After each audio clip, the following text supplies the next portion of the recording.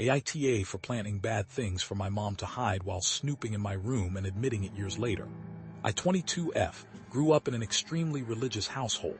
My family was Mormon and I knew from a very young age that I was not. As a teenager, I got rebellious. I drank energy drinks, tried Starbucks, and stopped reading my scriptures. My mom thought I was becoming a classic 1960s leather jacket bad girl. I really wasn't. I think the worst thing I did was steal from the store because there was a body wash I really wanted. I'm not saying I was a perfect angel by any means. I was definitely a little shit, but not a bad little shit. My mom started snooping through my room.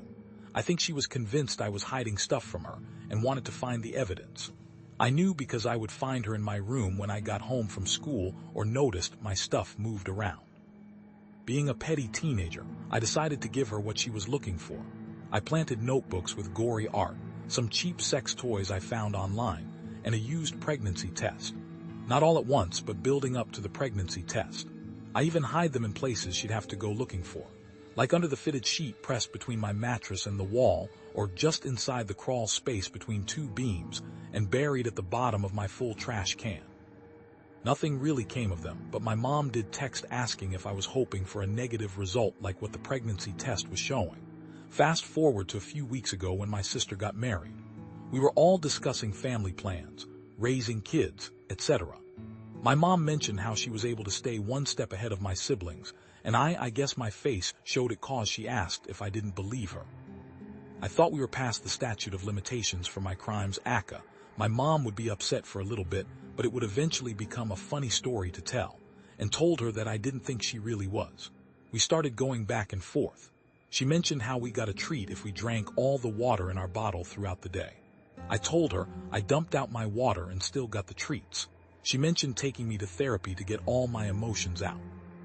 I told her I didn't talk to the therapist and knew she tried to get the therapist to tell her what I talked about during our sessions. Then she mentioned upgrading the home security because she knew I'd lost my virginity as a teenager and kept me from sneaking out. I never snuck out and faked a phone call with my friend saying I had when I hadn't because I knew she was eavesdropping. This continued, and I admitted I planted things in my bedroom for her to find because I knew she was snooping in my room. Got really upset and we haven't really talked much since. I'm not trying to justify my actions as a kid because I know I could have handled things better. I think in a way I was trying to become all the things my mom thought I was because at least it fulfilled her expectations of me. AITA, edit. While this blew up quickly, I appreciate all the responses and wanted to maybe give some more insight to the type of person my mother is.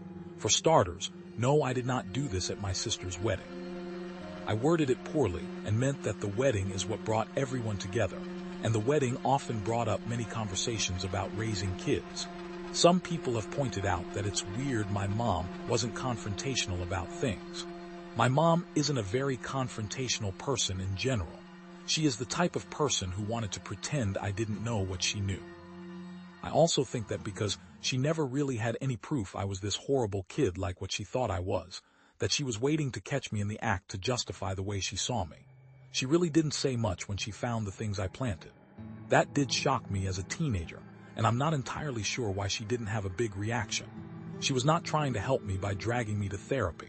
All she saw was a kid who wasn't religious and thought another adult could talk some sense into me. I did willingly attend therapy around 17 because I was trying to process actually leaving religion when I turned 18. There were many times where we would argue, and before I went to therapy she'd say, "I hope you enjoy gossiping to your therapist about what a horrible person I am." I also knew from this therapist that on multiple occasions my mom would visit or call trying to get any sort of information about what I discussed during our sessions. I think because I never kept a diary, my mom had nothing to go off of cause I never talked to her about anything going on in my life. That's because I knew she would tell other people about anything I would say. I have very distinct memories of her gossiping about my cousins and my older sister in such a negative light. I knew she would gossip about me to other people, so she doesn't get anything to gossip about. In the end, I think a lot of her behavior boiled down to the fact that she sees herself in me.